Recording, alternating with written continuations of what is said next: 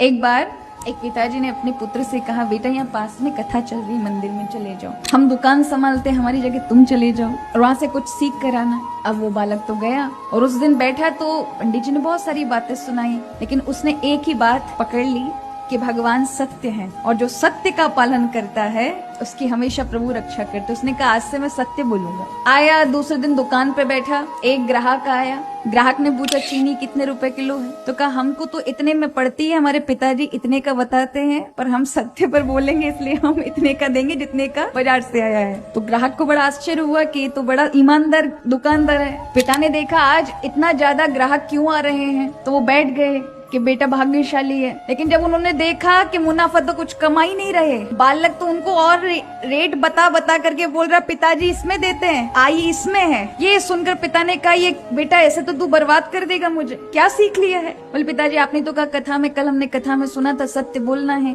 अगर कोई पेन लेने आए, आप उसे 10 का बेचते हैं, वो आता 3.5 रुपया का, तो उसको सही बताना चाहिए ना। मैंने अब कसम खा ली मैं सत्य बोलूंगा। पिताजी ने कहा कथा की बात कथा तक रख रहा हूँ, मैं 25 साल से सुन रहा हूँ, आज तक कभी भी अपने साथ नहीं लेकर आया।